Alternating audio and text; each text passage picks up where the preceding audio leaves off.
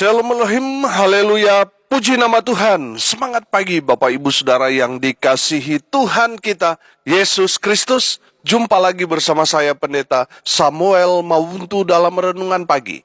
Ke-1711 hari Renungan Pagi ini mengudara. Puji Tuhan. Bapak Ibu Saudara yang dikasihi Tuhan, sebelum kita mengawali segala aktivitas kita di pagi hari ini, mari kita buka hari ini bersama Tuhan dengan mendengarkan firman Tuhan. Sebelum kita membaca, mendengarkan, dan merenungkan firman Tuhan hari ini, mari kita berdoa minta pimpinan Roh Kudus. Kita berdoa. Bapa di surga, berbicaralah kepada kami semua. Pakai firman Tuhan ini untuk menegur kami, menasihati kami, menguatkan kami, meneguhkan iman percaya kami, dan menuntun kami, supaya kami terus berjalan di jalan Tuhan yang benar. Dan pakai firman Tuhan ini untuk memberkati kami semua. Di dalam nama Tuhan Yesus yang adalah firman Allah yang hidup, kami berdoa. Amin. Haleluya. Bapak Ibu Saudara yang dikasihi Tuhan, bersama dengan saya, kita akan belajar Alkitab dari kitab Kejadian sampai Wahyu setiap hari. Haleluya. Mari buka Alkitab kita dalam kitab Keluaran pasal 18, ayat 13 sampai ayat 26. Di bawah perikop pengangkatan hakim-hakim. Demikian firman Tuhan. Keesokan harinya, duduklah Musa mengadili di antara bangsa itu. Dan bangsa itu berdiri di depan Musa dari pagi sampai petang. Ketika mertua Musa melihat segala yang dilakukannya kepada bangsa itu, berkatalah ia, "Apakah ini yang kau lakukan kepada bangsa itu? Mengapakah engkau seorang diri saja yang duduk, sedang seluruh bangsa itu berdiri di depanmu dari pagi sampai petang?" Kata Musa kepada mertuanya itu, "Sebab bangsa ini datang kepadaku untuk menanyakan petunjuk Allah. Apabila ada perkara di antara mereka, maka mereka datang kepadaku, dan aku mengadili antara yang seorang dan yang lain. Lagi pula aku memberitahukan kepada mereka ketetapan-ketetapan dan keputusan-keputusan Allah." Tetapi mertua Musa menjawabnya, "Tidak baik seperti yang kau lakukan itu. Engkau akan menjadi sangat lelah, baik engkau, baik bangsa yang beserta engkau ini. Sebab pekerjaan ini terlalu berat bagimu. Takkan sanggup engkau melakukannya seorang diri saja. Jadi sekarang dengarkanlah perkataanku. Aku akan memberi nasihat kepadamu, dan Allah akan menyertai engkau. Adapun engkau, wakililah bangsa itu di hadapan Allah, dan kau hadapkanlah perkara-perkara mereka kepada Allah. Kemudian haruslah engkau mengajarkan kepada mereka ketetapan-ketetapan dan keputusan-keputusan, dan memberitahukan kepada mereka jalan yang harus dijalani dan pekerjaan yang harus dilakukan. Di samping itu, kau carilah dari seluruh bangsa itu orang-orang yang cakap dan takut akan Allah, orang-orang yang dapat dipercaya dan yang benci kepada pengejaran suap. Tempatkanlah mereka di antara bangsa itu menjadi pemimpin 1.000 orang, pemimpin 100 orang, pemimpin 50 orang, dan pemimpin 10 orang. Dan sewaktu-waktu mereka harus mengadili di antara bangsa, maka segala perkara yang besar haruslah dihadapkan mereka kepadamu. Tetapi segala perkara yang kecil diadili mereka sendiri. Dengan demikian mereka meringankan pekerjaanmu, dan mereka bersama-sama dengan engkau turut menanggungnya. Jika engkau berbuat demikian dan Allah memerintahkan hal itu kepadamu, maka engkau akan sanggup menahannya. Dan seluruh bangsa ini akan pulang dengan puas senang ke tempatnya. Musa mendengarkan perkataan mertuanya itu, dan dilakukannya segala yang dikatakannya. Dari seluruh orang Israel, Musa memilih orang-orang cakap dan mengangkat mereka menjadi kepala atas bangsa itu, menjadi pemimpin 1.000 orang, pemimpin 100 orang, pemimpin 50 orang, dan pemimpin 10 orang. Mereka ini mengadili di antara bangsa itu sewaktu-waktu. Perkara-perkara yang sukar dihadapkan mereka kepada Musa, tetapi perkara-perkara yang kecil diadili mereka sendiri. Amin. Haleluya. Bapak Ibu Saudara yang dikasihi Tuhan, konteks kebenaran firman Tuhan ini ketika Yitro, mertua Musa, datang menjenguk Musa. Dan Imam Yitro, mertua Musa, melihat bahwa Musa seorang diri menjadi hakim bagi bangsa Israel. Yitro melihat bahwa Musa sangat kewalahan melayani begitu banyak bangsa Israel yang terjerat dengan masalah. Dan mereka harus datang kepada Musa untuk meminta nasihat. Mereka menjadikan Musa hakim bagi bangsa Israel.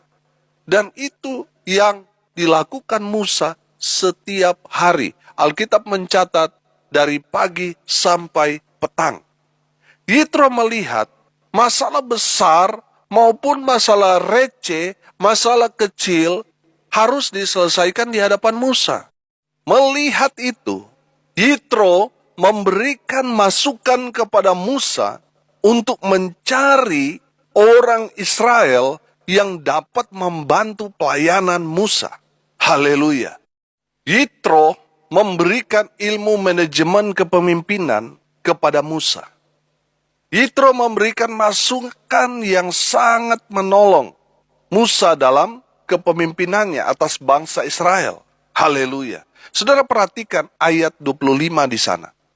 Dari seluruh orang Israel, Musa memilih orang-orang cakap dan mengangkat mereka menjadi kepala atas bangsa itu. Menjadi pemimpin 1.000 orang, pemimpin 100 orang, pemimpin 50 orang, dan pemimpin 10 orang. Amin. Dari ayat ini kita dapat melihat bahwa ada pemimpin-pemimpin di setiap kelompok. Dari yang terkecil 10 orang, 50 orang, 100 orang, sampai 1.000 orang. Masing-masing ada pemimpinnya yang bertanggung jawab kepada Musa. Saudara yang dikasihi Tuhan, teori dari Yitro ini rupanya sangat efektif. Dan itu sangat menolong Musa. Jadi kalau ada masalah yang bisa diselesaikan di kelompok 10, itu kan bagus. Betul? Sangat membantu Musa. Kalau masalah di kelompok 10 belum bisa diselesaikan, naik ke kelompok 50 orang. Kalau masalah itu selesai, puji Tuhan. Tapi kalau tidak selesai di kelompok 50, naik lagi ke kelompok yang lebih tinggi, 100 orang. Kalau masalah itu selesai di kelompok 100, puji Tuhan. Tapi kalau belum selesai, naik lagi ke kelompok 1.000. Kalau selesai, alhamdulillah, puji Tuhan. Amin.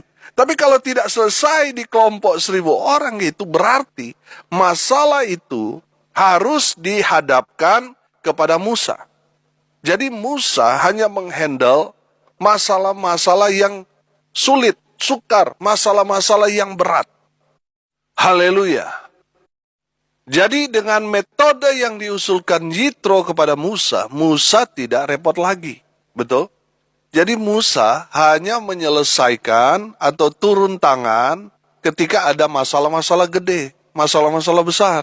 Yang remeh-temeh sudah diselesaikan oleh pemimpin-pemimpin kelompok-kelompok kecil tadi. Bapak Ibu Saudara yang dikasihi Tuhan, dalam pelayanan itu seharusnya seperti itu. Jangan semua pendeta atau gembala saudara yang tangani, handle, jangan. Karena kalau semua di-handle pendeta, dari pemimpin pujian, dari main musik, dari doa syafaat, khotbah, doa persembahan, pengumuman, sapu-sapu, bersih-bersih, semua dilayani oleh pendeta saudara. Saudara hanya menjadi penonton, jemaat hanya penonton, ini bahaya. Bisa-bisa pendeta atau gembala saudara cepat almarhum, saudara. Karena semua ditangani. Saudara lihat, Yitro melihat Musa itu seperti itu. One man show. Makanya Yitro menasihati Musa untuk membagi-bagi pelayanannya kepada orang-orang yang cakap, yang dapat dipercaya. Nanti kita sebentar akan lihat kategorinya. Saudara yang dikasihi Tuhan, tujuannya apa? Supaya semua masalah tidak terfokus kepada Musa. Saudara yang dikasihi Tuhan, pelayanan itu harus dikerjakan secara bersama-sama. Amin. Jemaat juga harus terlibat di dalamnya, membantu pekerjaan Tuhan, membantu pelayanan hamba-hamba Tuhan. Saudara yang dikasihi Tuhan, kemarin kita belajar tentang Musa, Harun, Yosua, dan Hur, di mana mereka bekerja sama menjadi satu tim. Konteks waktu itu kan Israel diserang oleh orang Amalek. Yosua pergi berperang melawan Amalek, sedangkan Musa, Harun, dan Hur harus naik ke bukit. Terjadilah di sana apabila tangan Musa naik ke atas, maka menanglah Israel. Tapi kalau tangan Musa turun ke bawah, Israel kalah. Melihat itu, Harun dan Hur menopang tangan Musa agar tetap terangkat ke atas. Supaya apa? Israel menang dalam peperangan. Haleluya.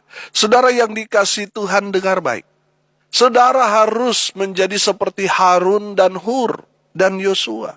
Saling menopang dalam pelayanan.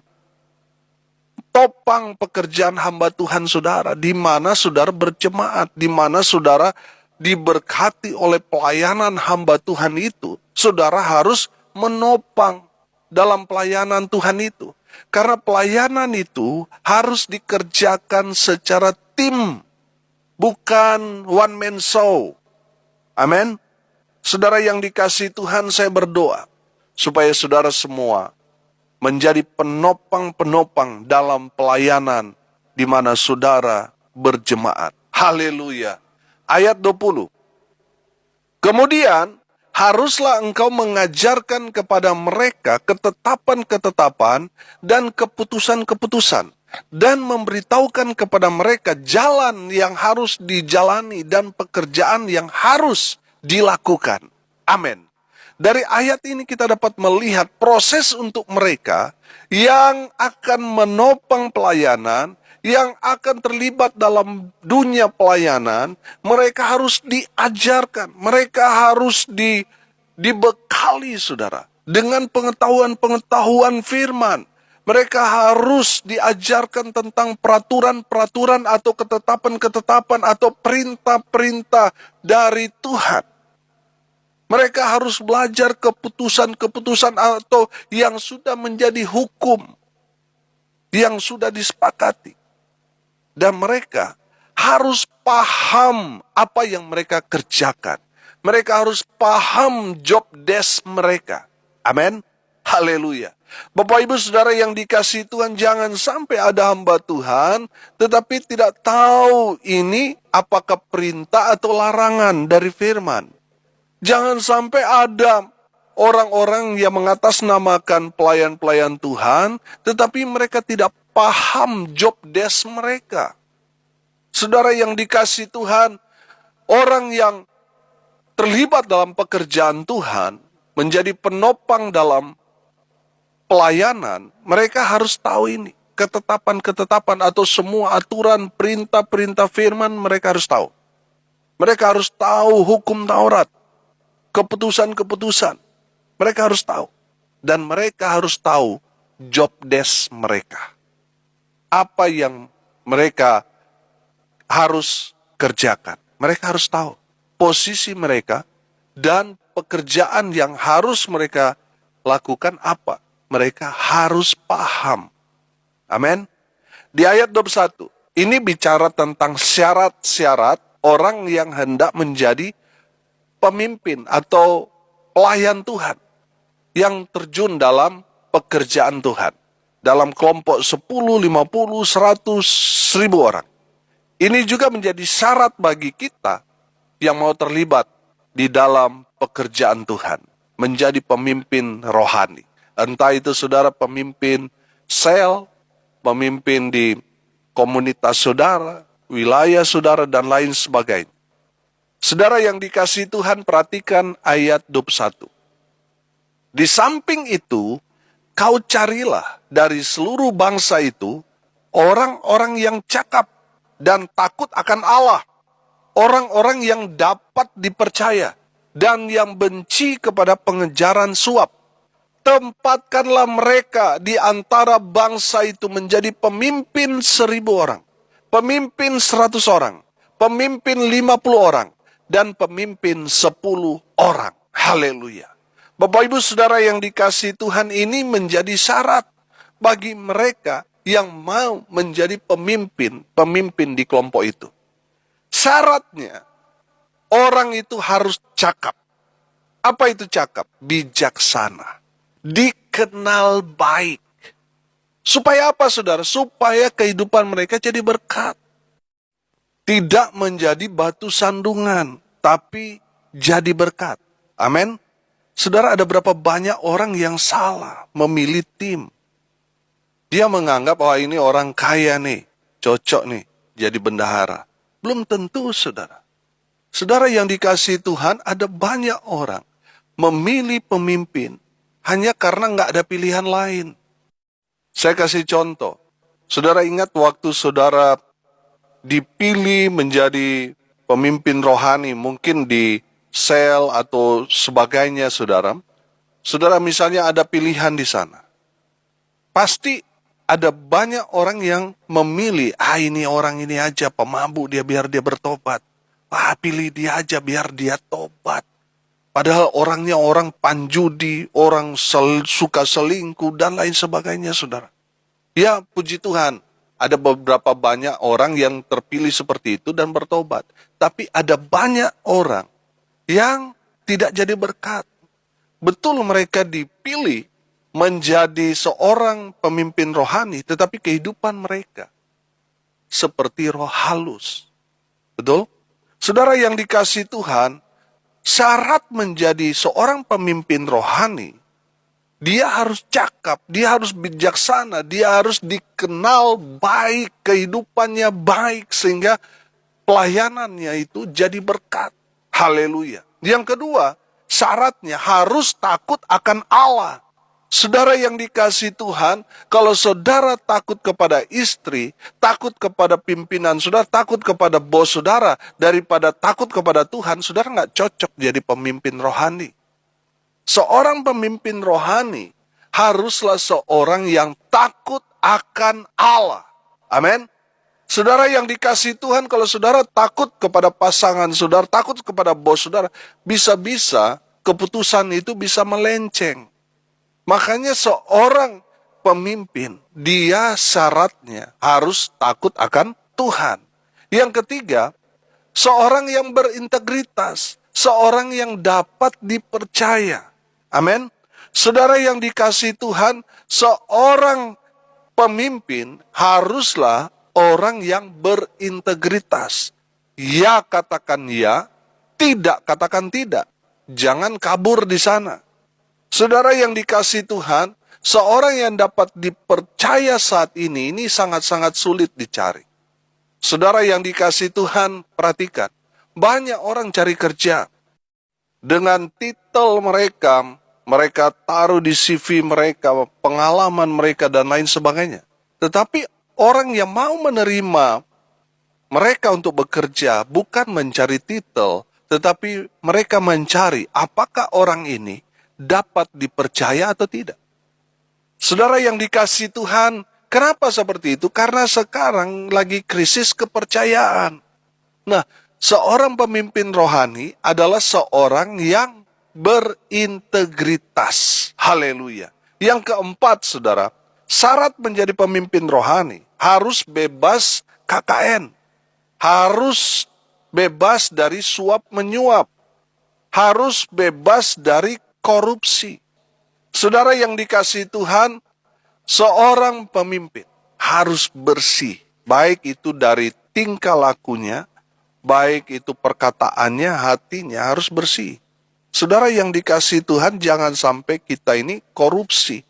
Korupsi waktu, ke gereja jam 9, datang setengah 10, jam 10. Berarti saudara nggak cocok jadi pemimpin. Kalau saudara suka terlambat, tidak menepati janji, saudara koruptor. Saudara yang dikasihi Tuhan, mari kita belajar dari kebenaran firman Tuhan ini. Mungkin saudara terpanggil untuk melayani Tuhan, penuhi syarat-syarat ini. Maka Tuhan yang akan memperlengkapi dan mempercayakan jiwa-jiwa bagi saudara. Amin. Dan saudara yang sudah menjadi pemimpin, mari kita introspeksi diri kita.